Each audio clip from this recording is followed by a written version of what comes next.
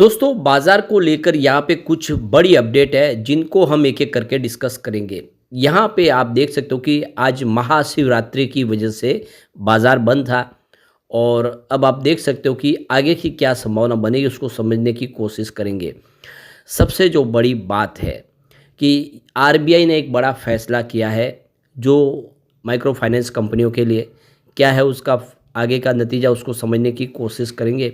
इसके अलावा जिस तरह से बाज़ार में एफआईआई की बिकवाली जारी है, बाज़ार को सपोर्ट मिलेगा या नहीं? बाज़ार लगातार गिर रहा है, बीच में थोड़ा-सा बाज़ार संभलने की कोशिश करता है लेकिन अगले दिन ही फिर भारी भरकम गिरावट हो जाती है जिससे स्टॉक सारे नीचे आ जाते हैं। लोगों को काफ़ी नुकसान हो रहा है, पोर्टफोलियो सबका रेड हो चुका है क्योंकि अब आप देख ही सकते हो कि बाज़ार अपने ऊपरी प्राइस से देखें तो सेंसेक्स में 12,000 पॉइंट की भारी भरकम गिरावट हो चुकी है। ऐसे में क्या है आगे की रणनीति समझेंगे इस वीडियो के माध्यम से।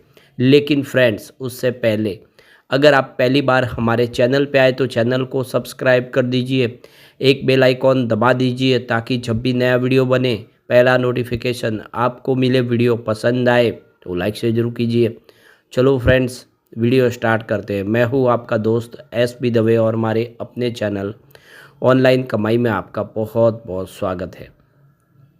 तो एनएससी की वेबसाइट के मुताबिक देख सकते हो कि डीआई ने काफ़ी अच्छी खरीदारी की है। कल करीब 11,278.09 करोड़ रुपये की खरीदारी की है जबकि उन्होंने 8,247.31 करोड़ की बिकवाली की है।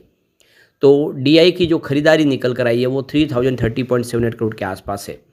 तो डीआई का साथ बाज़ार को पूरा मिल रहा है। लगातार पिछले कई महीनों से डीआई बाज़ार में खरीदारी करें, लेकिन विदेशी संस्थागत निवेशक यानी एफआईआई और एफपीआई ने 12,500.37 करोड़ रुपए के शेयर खरीदे, लेकिन सामने 16,029.47 करोड़ रुपए के शेयर उन्होंने बेच दिए।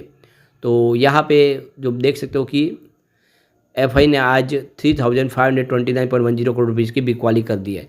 डीआई की मजबूत खरीदारी की वजह से बाजार को सपोर्ट मिला। एफआई की बिकवाली के चलते अस्थिरता देखी जा सकती है। जो निवेशक आगामी सेशन में बाजार की चाल पर करीबी नज़र बनाए रखेंगे। एफआई यानी विदेशी संस्थागत निवेशक बिकवाली जारी रखे हुए हफ्ते के पहले दिन यानी सोमवार 24 फरवरी को 2025 को फिर से भारी बिकवाली की है। एनएससी पर जो डेटा है उसे जारी किया, उसमें बताया कि एफआई ने कैश में करीब 6,286.70 करोड़ रुपये के शेयरों की बिकवाली की है। दूसरी तरफ डीआई ने 5,185.65 करोड़ की खरीदारी की है। तो फरवरी में ये काफ़ी बड़ी बिकवाली हुई है 4,969 करोड़ रुपये की। तो इससे पहले 12 फरवरी को इन्होंने बिकवाली की थी और अब फिर से बिकवाली बड़ी की है। एक जो बड़ी अपडेट निकल के आ रही है, आरबीआई ने एक बड़ा फैसला किया है, कुछ नियम में बदलाव किया। अब माइक्रो फाइनेंस कंपनियां भी खुलकर लोन बांट पाएगी। तो भारतीय रिजर्व बैंक ऑफ इंडिया यानी आरबीआई ने गैर बैंकिंग वित्तीय कंपनियों एनबीएफसी को और छोटी राशि के कर्ज देने वाली इकाइयों को थोड़ी राहत दे दी है। दरअसल आरबीआई ने बैंक फाइनेंस को लेकर रिस्क वेट को कम कर दिया है। इस कदम से बैंकों के पास अधिक धन उपलब्ध होगा और वे अधिक कर्ज दे सकेंगे। कम रिस्क वेट का मतलब है कि बैंकों को कंज्यूमर लोन के लिए सिक्योरिटी के रूप में कम धनराशि अलग रखने की आवश्यकता होगी और उनकी आधार पर जो उधार देने की क्षमता है वो वृद्धि होगी उसमें। तो आरबीआई ने नवंबर 2023 में रिस्क वेट बढ़ाकर ऋण देने के मानदंडों को कड़ा कर दिया था। इसके बाद एनबीएफसी और छोटी राशि कि कर्ज देने वाली माइक्रो फाइनेंस संस्थान दोनों ने कर्ज देने की गति धीमी कर ली थी। उन सभी मामलों में एनबीएफसी की एक्सटर्नल रेटिंग के अनुसार मौजूदा रिस्क वेट 100% से कम था। एनबीएफसी ने कमर्शियल बैंकों के कर्ज पर रिस्क वेट 25% कर दिया है और ये देखो कि दिए गए बाहरी रेटिंग से जुड़े जोखिम बाहर से अधिक है और अब इसको बढ़ा दिया गया था। अब आरबीआई ने समीक्षा करके ऐसे कर्ज पर लागू रिस्क वेट को बहाल करने का निर्णय लिया है। आरबीआई ने स्पष्ट किया कि सूक्ष्म ऋण वितरण जो है उपभोक्ता कर्ज की प्रकृति के नहीं है और कुछ मानदंडों को पूरा करते हैं। उन्हें नियमित खुदरा पोर्टफोलियो के तहत वर्गीकृत किया जा सकता है, लेकिन इसके लिए शर्त यह है कि बैंक योग्यता के मानदंडों को सुनिश्चित करने के लिए उचित नीतियाँ और मानक संचालन प्रक्रिया लागू करें, यानी पूरे नियमों का पालन करें तो उनको ये बेनिफिट दिया जा सकता है। तो आरबीआई ने कहा है कि इसके साथ ही जो क्षेत्रीय ग्रामीण बैंक है उस और वो जो स्थानीय क्षेत्र में बैंक है उनके द्वारा दिए गए सूक्ष्म वित्त ऋण पर 100% का रिस्क वेट लगेगा। इस बारे में यहाँ पे इकरा के वरिष्ठ उपाध्यक्ष सह प्रमुख वित्तीय क्षेत्र रेटिंग अनिल गुप्ता ने कहा है कि इस क्षेत्र में मौजूदा प्रतिकूल परिस्थितियों को देखते हुए एक स्वागत योग्य कदम है। इससे संबंधित कंपनियों को कुछ राहत मिलेगी और ऋण प्रवाह भी बढ़ेगा, यानी आसानी से ऋण मिल पाएगा।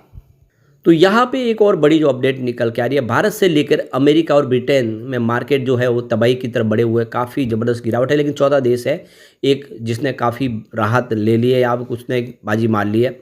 तो भारतीय शेयर बाजार में मंगलवार को भी बिकवाली का दौर दबाव रहा, जिसमें निफ्टी मिड कैप और स्मॉल कैप इंडेक्स में गिरावट देखने को मिली। निफ्टी मिड कैप 100 इंडेक्स में 324 अंक यानी 0.65% की गिरावट के साथ 49,688 के स्तर पर कारोबार किया, जबकि निफ्टी स्मॉल कैप 100 इंडेक्स में भी 95.10 अंक की गिरावट थी। ओवरऑल देखें तो बाजार के विशेषज्ञ के अनुसार निफ्टी ने महत्वपूर्ण सपोर्ट लेवल को तोड़ दिया है, जिससे मंदी की स्थिति और गहरा सकती है। ऐसे में आइए जानते हैं कि बिकवाली के दौर में किस देश का जो बाजार है वो तेज़ी से रफ्तार पकड़ रहा है और आगे की तरफ बढ़ता हुआ दिखाई दे रहा है। तो पीएल कैपिटल के प्रमुख सलाहकार विक्रम कास्ट के अनुसार निफ्टी का लोअर लेवल 22,100 पर है। यदि ये लेवल भी टूटता है तो निफ्टी गिरावट तेज हो सकती है। वही 22,820 एक महत्वपूर्ण रेजिस्टेंस लेवल है। ट्रेड रिवर्सल का ये संकेत देगा। इसका मतलब ये है कि जब तक निफ्टी इस लेवल को पार नहीं करता, बाजार में मजबूत रिकवरी की उम्मीद कम रहेगी।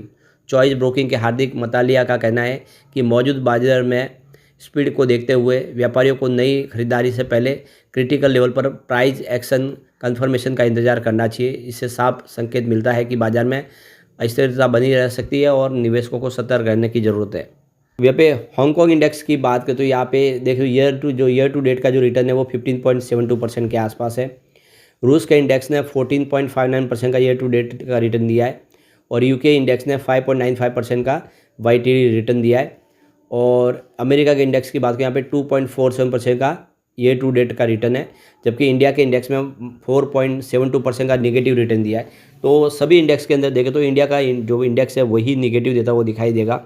तो गिरावट क्यों हो रही है? इसके पीछे अमेरिका में जो महंगाई और फेडरल रिजर्व की ब्याज दर की नीति का प्रभाव भारतीय बाजार पर देखने को मिल रहा है।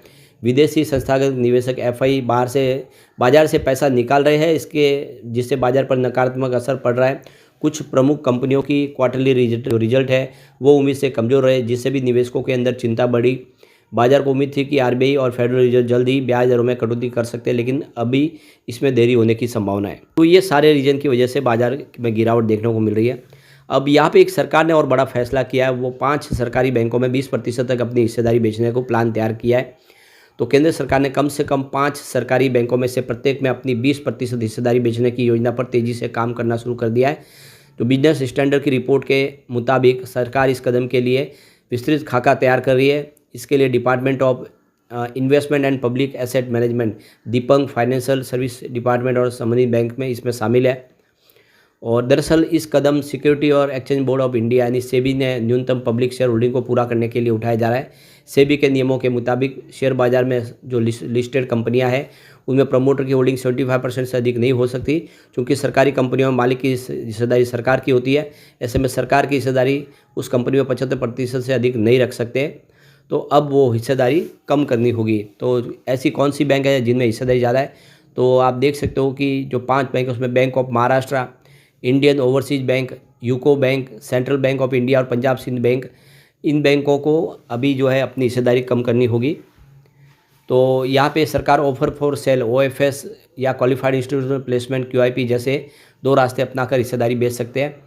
इससे पहले 25 फरवरी को दीपक ने मर्चेंट बैंकर से बोलियां मंगवाई थी ताकि वे शेयर बाजार में सूचीबद्ध सरकारी बैंकों और फाइनेंशियल कंपनियों में हिस्सेदारी बिक्री की प्रक्रिया को सुगम बना सके। तो देखना होगा कि कितना जल्दी यहाँ पे हिस्सेदारी को बेचा जाता है, लेकिन सरकार का फैसला है कि इस हिस्सेदारी को बेचना होगा। सरकार ये हिस्सेदारी जो बेचेगी इससे काफ़ी ज़्यादा राहत मिलेगी। सरकार की इस हिस्सेदारी बिक्री योजना से शेयर बाजार में इन बैंकों के शेयरों की संख्या में और वृद्धि होगी, जिससे लिक्विडिटी में सुधार होगा। सरकारी बैंकों की कार्य प्रणाली में पारदर्शिता आएगी, सरकार को अतिरिक्त रेवेन्यू मिलेगा, जिससे आर्थिक सुधारों को और गति मिल सकती है। तो सरकार का भी फ़ायदा होगा और लोगों को भी काफ़ी ज़्यादा शेयर मिलेंगे ट्रेड करने के लिए, बाज़ार में उनकी संख्या बढ़ जाएगी। तो एक अच्छा निर्णय है। लेकिन फ्रेंड्स, कोई भी इन्वेस्टमेंट करने से पहले अपने फाइनेंशियल एडवाइज़र से एडवाइस ले ले या अपना खुद का रिसर्च करें, क्योंकि मैंने वीडियो आपके एजुकेशनल पर्पज़ के लिए ही बनाया। वीडियो पसंद आए तो लाइक से जरूर कीजिए और चैनल को सब्सक्राइब कर दीजिए। Thank you friends.